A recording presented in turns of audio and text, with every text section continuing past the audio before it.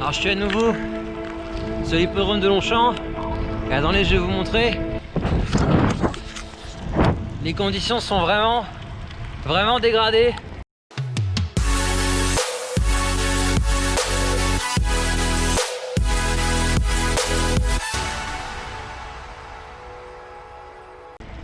Il pleut plus fort.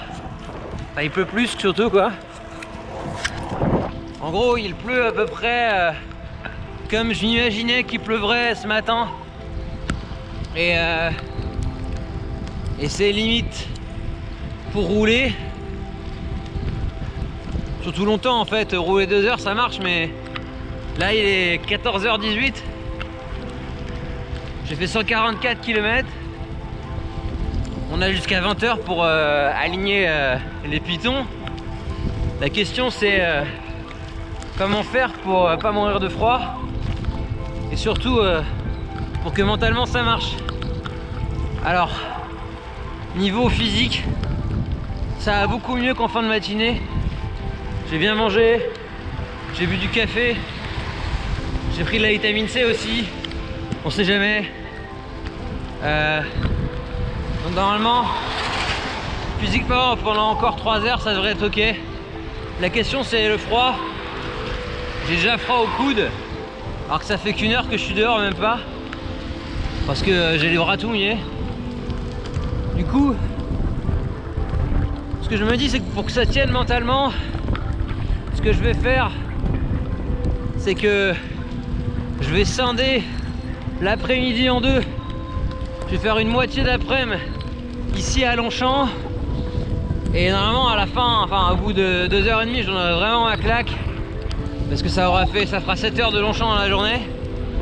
Et ce que je vais faire c'est que je vais me déplacer à l'autre bout de Paris, aller dans le bois de Vincennes pour faire exactement la même chose, donc rouler sans interruption. Mais comme ce sera ailleurs, j'aurai moins l'impression de voir tout le même paysage et ce sera plus facile à gérer mentalement. Du coup, là on va rouler ici à Longchamp et on transitionnera en milieu d'après-midi, avant qu'il fasse nuit, vers le bois de Vincennes de l'autre côté de Paris. Allez, première reprise de la bosse cet après-midi. On va voir comment ça se passe avec le vent. Je vous souhaite la bonne chance. Oh là là, fou.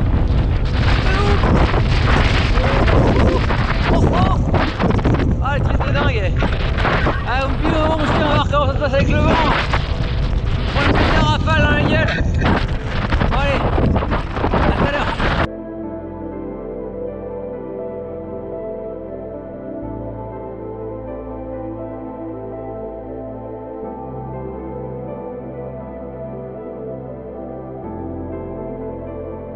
Là, ça commence à devenir très hostile. La pluie tombe très dur. On le voit dans les flaques d'eau. Elles deviennent d'ailleurs de plus en plus grandes ces flaques d'eau. Faut que je les évite pour pas trop me mouiller. Là c'est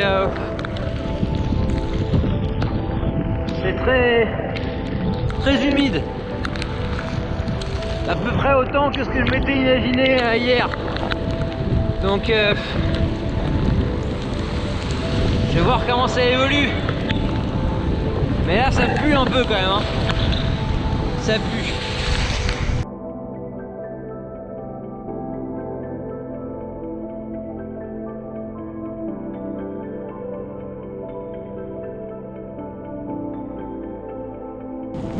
C'est ça un peu l'esprit du Festif 500. C'est vraiment une histoire de dépassement de soi pour vraiment aucune raison. Juste rouler et oublier qu'il fait dégueulasse, qu'il fait froid, qu'il pleut, que les doigts font mal. Juste rouler. On est à plus de 160 bornes. Ça devient assez critique en termes de conditions.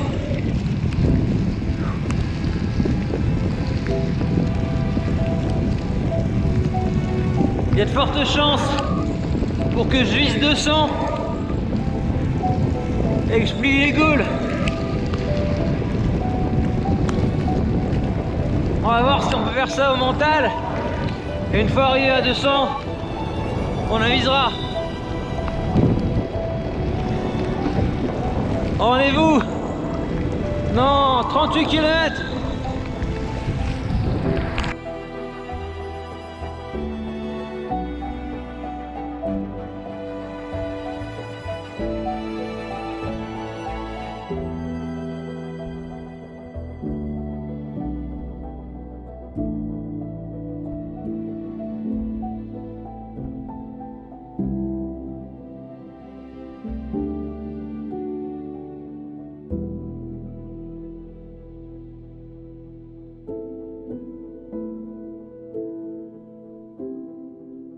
Ok, j'ai fait 186 km.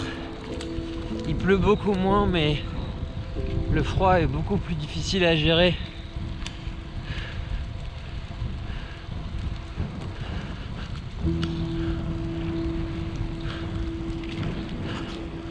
J'ai du mal à parler, à tenir la caméra et à contrôler les vélos, changer les vitesses, tout ça.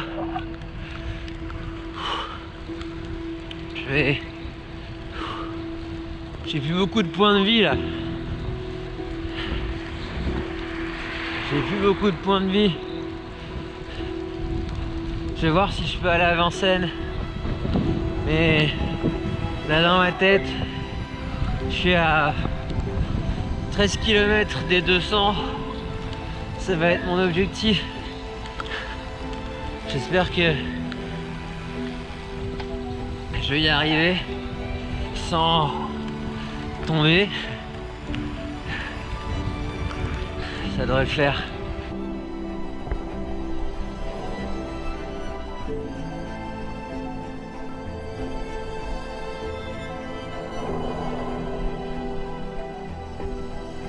Sur le retour, j'étais vraiment au radar, très limite, et j'ai préféré rentrer.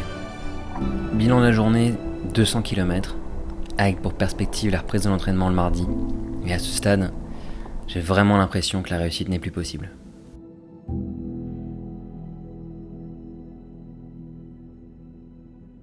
Salut les jeunes cyclistes dynamiques. On est le 31 décembre, il est 6h du matin. J'ai bien récupéré dimanche dernier où j'avais réussi à faire 200 km sous la pluie, bon, ce qui est pas mal.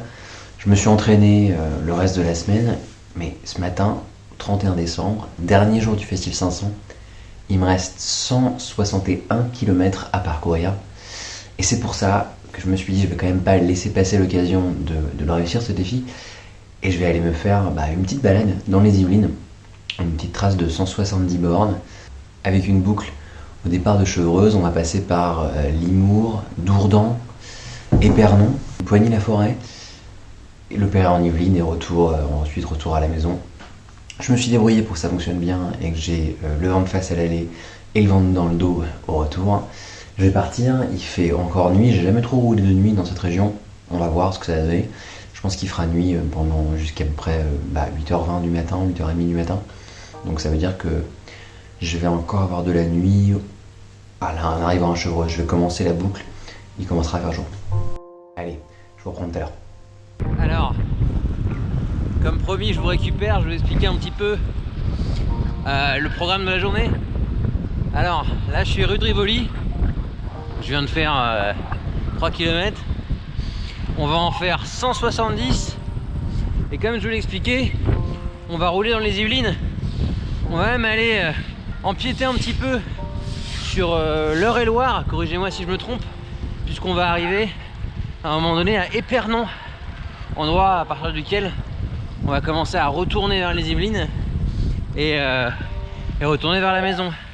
Alors là, c'est la première fois que je fais ça, de partir si tôt pour aller rouler à l'extérieur de Paris. Donc il doit être 6h40 du matin. Et je pense qu'il va faire nuit pendant encore 2 bonnes heures. Du coup, jusqu'à à peu près ce que j'arrive à la campagne. Donc ça va être nouveau. C'est un peu inquiétant, je dois dire. Mais les conditions sont franchement meilleures que dimanche. Puisque aujourd'hui, il y a beaucoup moins de vent. Il pleut, mais c'est gérable. Il a l'air de faire un poil moins froid. Mais surtout, il y a moins de vent, quoi. Donc on va pouvoir rouler tranquille. Et d'autre part, mon objectif de kilomètres, il est quand même beaucoup moins ambitieux. Je sais pas si vous vous souvenez, mais dimanche, à l'origine, j'aurais voulu faire 300 bornes. Mais compte tenu des conditions, c'était pas possible. On s'est arrêté à 200. Là, il faut que j'en fasse 30 de moins, avec des conditions plus favorables. Donc ça devrait être gérable, je pense. Et qu'il va s'arrêter de pleuvoir d'ici une quarantaine de minutes. Donc avec ça, normalement, ça devrait le faire. Allez, je vous récupère tout à l'heure. Quand j'arrive au lever du soleil par exemple. Allez, à toutes. Donc je suis arrivé à Chevreuse. L'église vient de sonner 8h. Donc là on va prendre, il fait presque jour d'ailleurs. On voit, le ciel est vachement clair. On va prendre direction Limours. Et puis on va voir comment ça se passe, mais pour le moment ça va, il commence à refaire sec. Il pleuvait tout à l'heure, il a plu bien fort.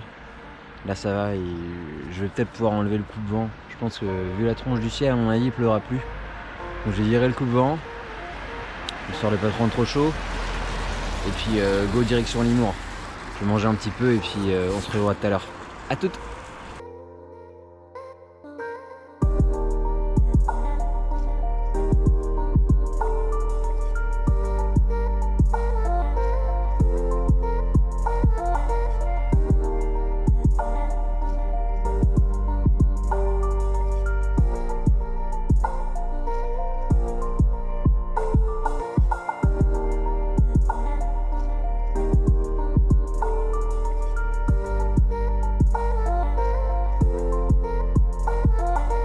Je trouve que la caméra rend pas du tout justice à la beauté du paysage qui est franchement en fait super quelconque.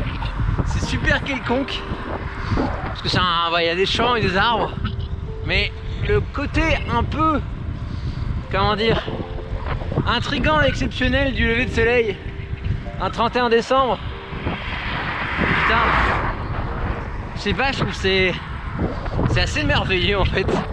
Même si le paysage est... c'est pourri quand même, mais c'est vachement sympa, c'est vachement beau. La sensation est top, je suis super content.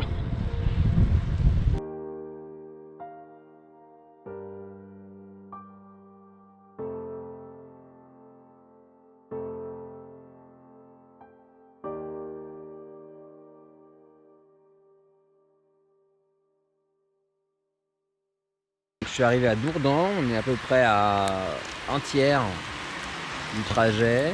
On a fait 60 bornes. J'en profite pour faire une pause pipi sur cet arbre. Et manger arrêté, c'est sympa aussi. Habituellement on mange en roulant, mais là vu que je m'étais arrêté pour le pipi, je me suis dit autant manger arrêté. C'est chill aussi. Du coup, on va arriver dans une partie qui est probablement la plus galère du trajet, parce qu'on va avoir peut-être 30 bornes de vent de face. Donc ça va être un peu plus dur que la partie que je viens de faire, même si là le témoin était défavorable. En revanche, juste après ça, on aura le vent de dos. Donc bon, probablement dernier 80 km vent de dos, ça va être sympa. À peu près un dernier 60-70 km vent de dos. Donc il y a encore 60 bornes compliquées et après ça va être tranquille. Je sais pas quelle heure il est 9h11. Ouais. Si tout se passe bien, je suis là pour le déjeuner. Allez, à toutes. Alors, on est dans cette fameuse partie vent défavorable. En fait, le plus galère, c'est pas le vent pour pédaler, c'est la température ressentie. En fait, je sais pas si c'est une impression, que si la température a vraiment tombé, mais j'ai beaucoup plus froid sur le haut du corps et sur les mains. Je pense que c'est à la fois dû au vent, qui fait baisser la température ressentie, mais aussi un peu à une chute réelle de la température extérieure. Il doit faire 1 ou 2 degrés max, il fait froid. Donc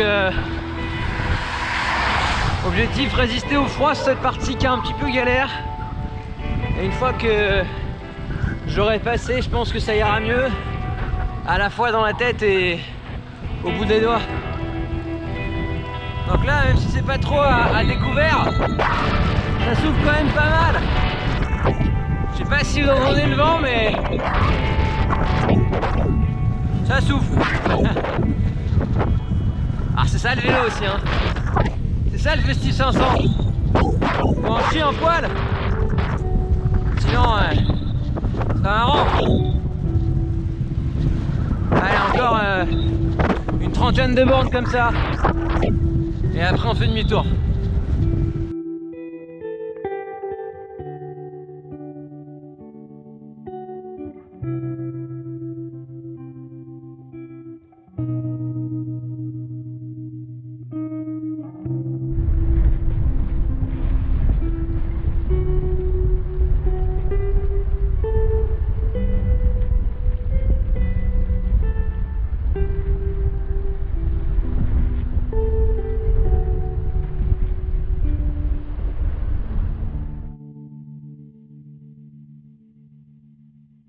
Alors me voilà arrivé à Épernon.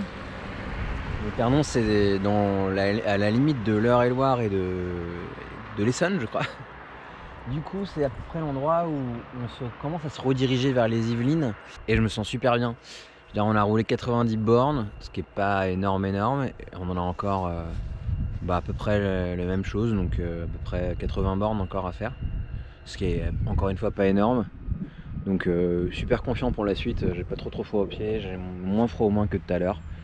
Donc j'ai envie de dire dernière ligne droite quoi. Alors, les nouvelles du front. On vient de passer les 100 bornes. Là j'ai 99,9 au compteur là. Et on est de nouveau dans les Yvelines comme je vous l'avais annoncé et on fait route vers Poigny-la-Forêt. Je crois que c'est en bordure de forêt de Rambouillet, je suis pas certain mais il me semble bien que c'est ça.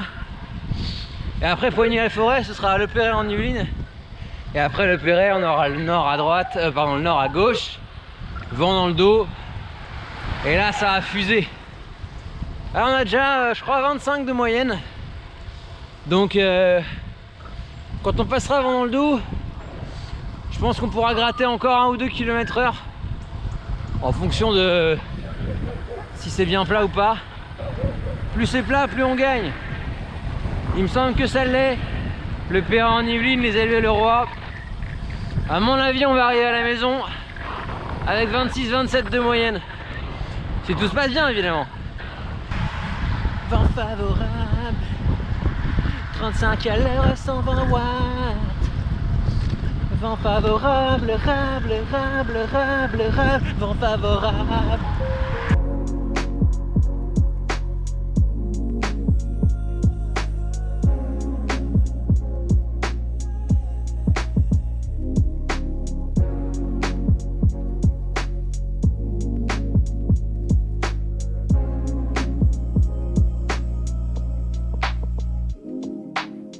Et voilà, on est de retour à Saint-Rémy-lès-Chevreuse. Il reste encore 35 km pour moi. Mais la boucle est terminée. Là, il reste plus que un peu de moulinette. Il y a 2 petites bosses quand même avant d'arriver à la maison.